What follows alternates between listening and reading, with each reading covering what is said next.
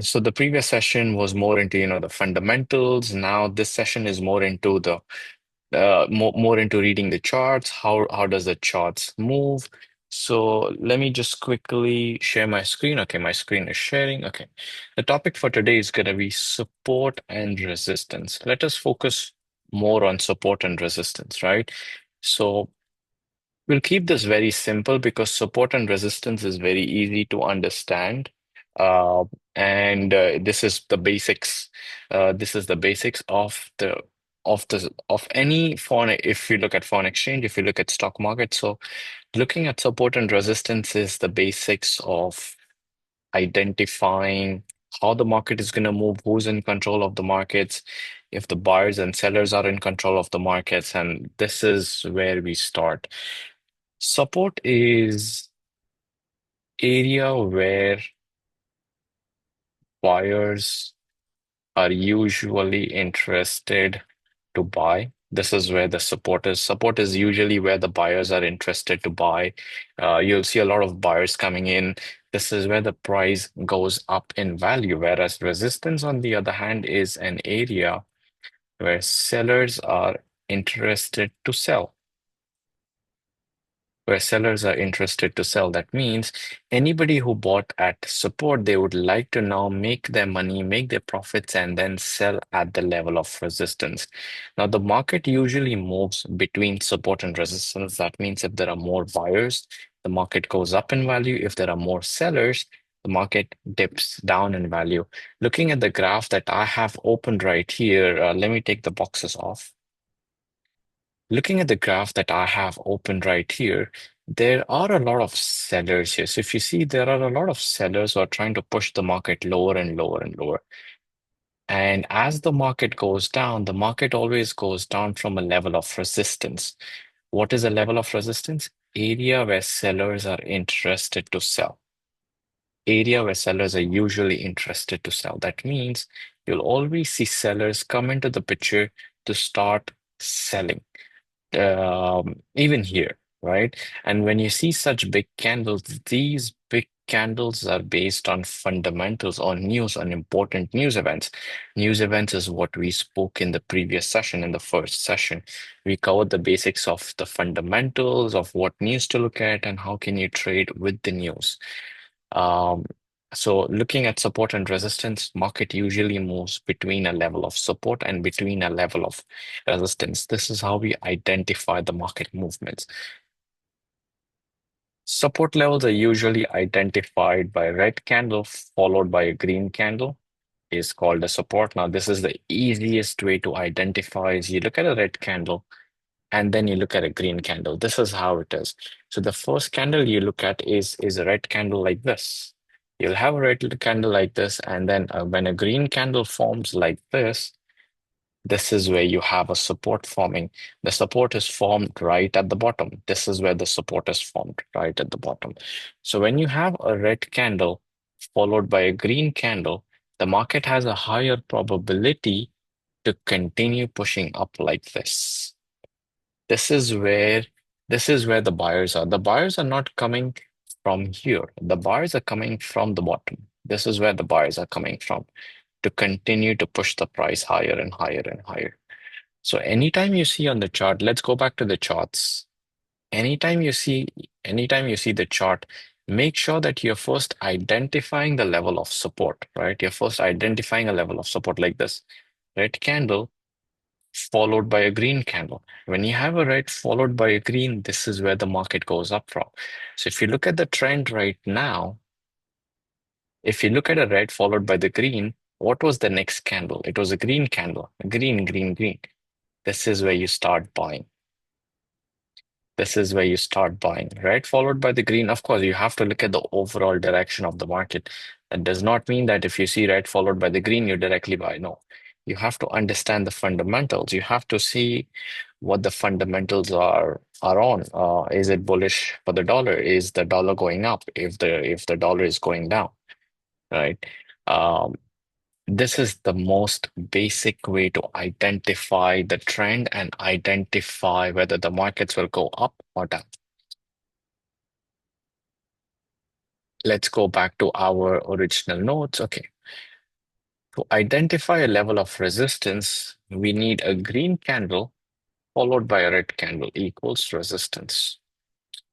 Now, the first and foremost thing before looking at support and resistance is looking at the direction of the market. When we look at the direction of the market, support and resistance should be identified in the direction of the market, and your trade placement, meaning whether you want to buy or whether you want to sell, should always be identified, should always be placed in the direction of the market. That means if the direction of the market is bullish, if it's going up, you always look for buys. You only look for buying, only buys. You never look for selling because trend is your friend until it bends. We have spoken about this in the previous session as well in the fundamentals that if the fundamentals are in favor for the dollar, if the chart is in favor for the dollar, that means you have a higher probability of placing a buy and your position working out and you making money. This is what we spoke about. So fundamentally and technically, both of these things should be aligned together. If both of these things are not aligned, that means either the buyers or the sellers are confused. This is not a time to place a position. When the fundamentals and technicals are not aligned, this means it is not a time to place positions. In fact, let the fundamentals align. Let the fundamentals be in favor for the dollar or in favor for whatever you're trading as. Let the technicals be aligned as well with the fundamentals, with whatever asset you're trading. Then you can look for positions, whether to buy, whether to sell. Because if you do not wait for the confirmations or if you do not wait for both of these things to be aligned, you may be caught up in sideways market. That means buyers and sellers are equal. The markets are not going anywhere. How do I identify that? By marking my support and resistance level. This is why support and resistance is so important, and it is such an important concept in trading that once you master support and resistance, everything then falls into place. You don't really need to look at, 10 different things. Less is more in trading, and this is a bit more on psychology. Less is more, right? You don't really need to learn a lot of different things. Learn two to three good concepts, which can, one is fundamentals, learn support and resistance, learn trend analysis, learn these three concepts, and of course, psychology, because psychology is a very important part. Learn a couple of concepts, just a few concepts, you will be able to make money in the markets because less is more in trading. You don't need to learn in indicators. You don't need to learn SMC, ICT, and all these, all these FVGs and CHOCH. There are different. These are all noise. This is what I call noise in the markets. Because when you relate your real market scenario with your real life, right? Let's say, for example, if anybody goes and buys gold, for example, gold is sitting at 4,000. Let's say gold is at 4,000 right now, $4,000. Everybody's expecting gold to go up in value. How would it go up in value is when demand increases, right? When demand increases for gold, that means when demand goes up, value increases. How does the value increase? Because buyers are more. There are more buyers than sellers. What is the demand? A demand level is a support level, right? So if you see the terminologies, demand is more on a broader perspective, whereas support and resistance is more on a shorter time frame. But both of them do the same thing. Both of them bring the buyers in the markets. Support will bring the buyers, demand will bring the buyers as well. So both of these things do the same thing. They don't do anything different. Same thing with supply. What is supply? Supply meaning there are more people selling. There is more supply. There is more supply of iPhone. When there is more supply of iPhone, iPhone goes down in value because a new iPhone is coming out. So the old iPhone has more supply. Now that goes down in value because there is no demand for the old iPhone. There's demand for a new iPhone. Just to give you an example. So supply is more. When supply is more, price goes down. So supply is more, price goes down. Why does price go down? Sellers are more. How are sellers more? They're selling their old iPhone for a new iPhone. So the demand for the new iPhone is even more. So what happens? The demand for the new iPhone goes up. That means the price of the iPhone goes up. And as the supply, price of the old iPhone will always go down. And this is how majority of the people don't usually look at these things because this is such a simple concept. They really want to focus on Holy Grail, is looking at much more complex things. Focus on the simpler things. Try to build a base. When you build a base, looking at complex things will not be complex anymore. They will even be much more simplified, right? So first, focus on identifying or building your base. When you build your base, when you build your foundation, it may take a couple of weeks. It may take a few months. But when you have a strong base or when you have a strong foundation, technical analysis, fundamental psychology becomes way more easier to understand, right? So just to give you a quick understanding of the markets, markets usually move through supply and demand. That means red followed by the green. Red followed by the green is where you have your support level, demand zone, price goes up in value, right? And this is combined with fundamentals. This is not just technicals, it is technicals plus fundamentals. It is technicals plus fundamentals. It is not just fundamentals or not just technicals. You have to combine both of these things, right? I know a lot of people must be trading gold on here, whoever is on the call. Gold is currently bearish. XAU USD, which is gold versus US dollar. Gold is currently bearish. Why is gold bearish?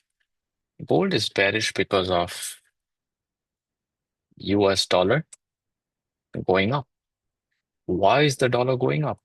Why is USD going up? That's another question. Why is the dollar going up? The dollar is going up because of the Fed said that there will be a rate hike, possible rate hike, not a rate hike, but a possible rate hike in October, which is good for the dollar. When the banks increase the interest rates, the government and the banks get more dollar. That means there is more dollar in the market now. So when there is more dollar in the market, the dollar goes up, gold goes down, right? And of course, the other thing is inflation. Inflation going up. What is inflation? Inflation is prices of goods and services, change in prices of goods and services. For example, if a loaf of bread is costing around, let's say, $3 right now, right? When the interest rates increase, now it may be $3.10. That is the inflation. That is the change in inflation numbers. If inflation goes up, prices of whatever you purchase, your day-to-day needs, your everything needs will go up in value, right? So now you have to pay more, which means you have to spend more dollar. When you spend more dollar, what happens? The dollar goes up in value and gold goes down. This is why gold has been going down because everything is in favor for the dollar right now. As of now, everything is in favor for the dollar.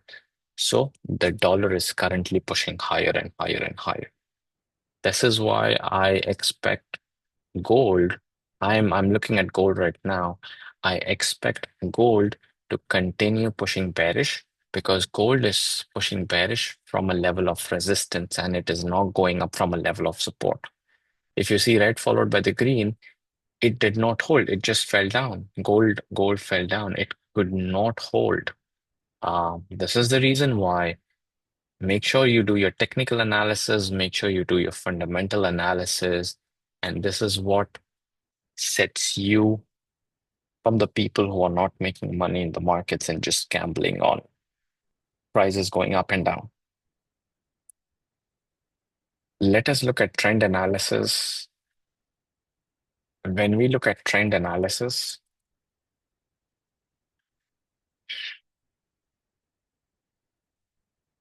what is trend?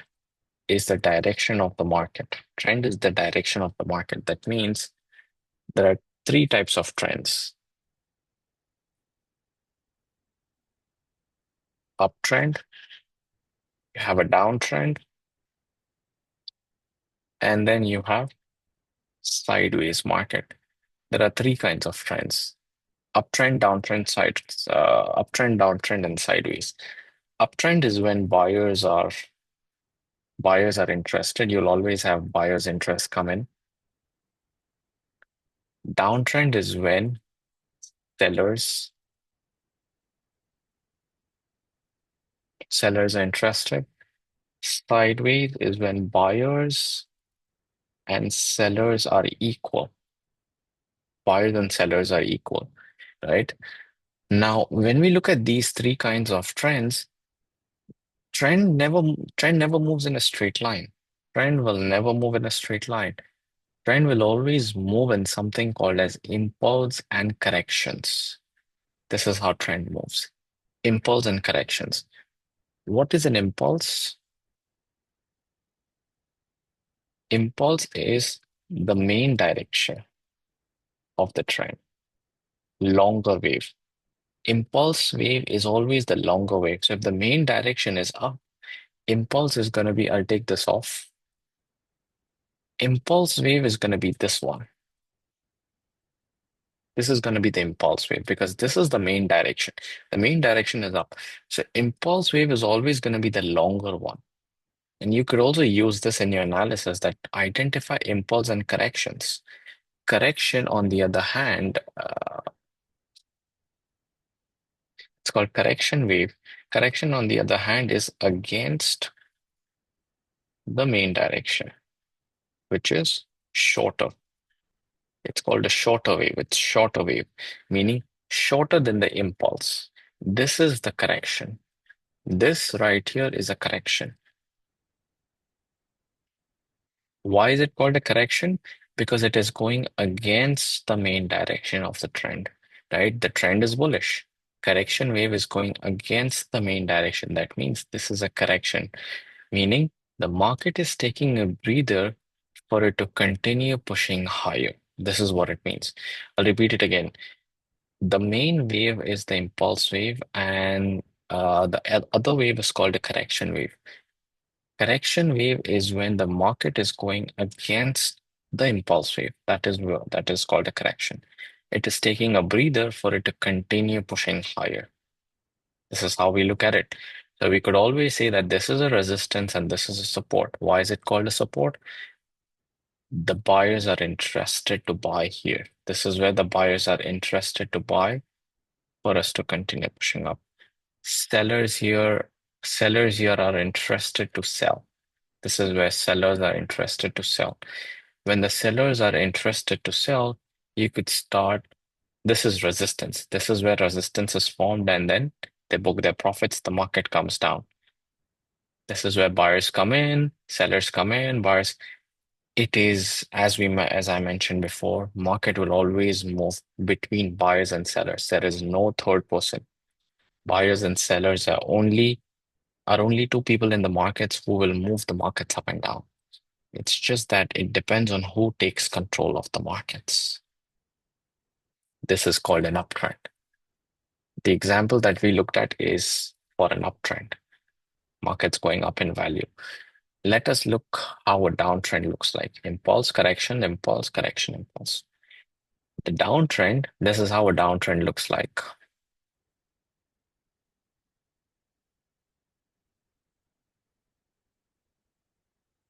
This is an impulse, and this is a correction. The correction is going up. Now, if you look at the movement, it's the opposite. Here, the impulse was going up, whereas in a downtrend, impulse is going down. Why?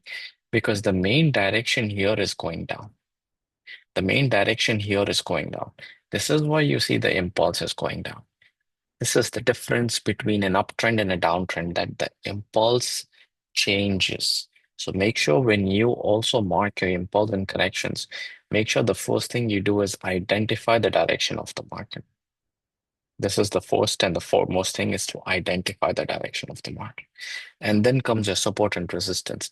Then comes your impulse and corrections. Then comes your strategies. Then you look at fundamentals. 50% of your problem will be solved when you look at the direction of the market. 50% of your problem, and that's huge. That's a big, big number. The rest 50% are your entries, exits, psychology. That's the rest 50%, right? So make sure that anybody who's trading any of the markets, and this is again common for every market, make sure you identify the direction. Make sure you understand this concept, impulse and corrections, and then you identify support, resistance, and all these things. Any questions, folks? Anybody who would like to ask questions, any doubts with impulse corrections, support and resistance? Let's give it a while. I think the chat is open. Feel free to drop in your questions, or you can also unmute yourself.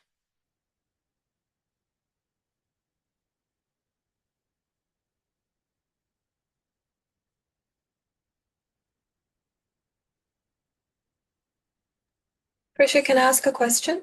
Yes, please. So when you say that, take your time and develop all, the fundamentals, the Mhm. strategy, the technicals, the psychology, like how much time should we invest in learning the ropes before we start trading? Now, it can also be done simultaneously. You don't really have to first learn and then jump into the markets because when you learn, you have to look at the charts, right? Learning is not just theory, it's practicals. When I say learning, it's all about looking at the charts, it's all about identifying patterns. That means when you're learning a concept, you're technically looking at the charts. You still have to look at the charts, right? So it is more like how often does one practice? Some might take 6 months, some might take 8 months, some might takes a year or 2 years or 3 years. So it really depends. Me personally, I took around about two years to really be profitable. Again, I started trading within 3 months. I was learning, I was looking at the theory, I was experimenting, but I started to place positions within 3 months or 2 months. I did not place positions after 2 years, thinking that no, I will be profitable after 2 years, so I will do it. No, the moment we start learning, we have to start experimenting because it's like learning how to drive a car, right? You first learn on a simulator, you first understand the basics, you first read a book on what the functions are, and then you go and sit in the car and then you drive, right? We don't really go for the examination directly. We have to take the class, we have to experiment with the car, we have to get comfortable. It's the same thing with understanding the markets. We have to get comfortable with support resistance, with technical analysis. Some of them might be profitable within 6 months as well. Some of them might even take 2 years. Like I took 2 years. Some of them might take 7 years. So it really depends on how often do you practice, how quickly are you able to grasp. Now, one thing that may delay people who are not profitable and who take s- long time, and this is the mistake that I made, and this is from a personal experience, and I've been trading for the past 8 years. I made a mistake of jumping from one concept to the other. I did not focus on one concept. I was looking for the holy grail, and this is very common for beginners. This is a beginner mistake, and it can be corrected very quickly. And this is why we are on the call, is learn to master one concept. Don't jump from concept to concept. And this is me speaking from experience, is that when you master a particular concept, stick with it. Not for 1 week, not for 2 weeks, but for 3, 4, 5, 6 months. That's when you understand if it works or not. Because the market conditions are different. The market conditions are different from 1 week to the other, 1 month to the other. Why? Because the fundamentals change. There are more buyers and sellers. The market cap of foreign exchange 6 years ago when I started trading was $6.5 trillion every day. Currently, it's $9 trillion. That's the difference. That's the difference between the volume. So I hope that answers your question.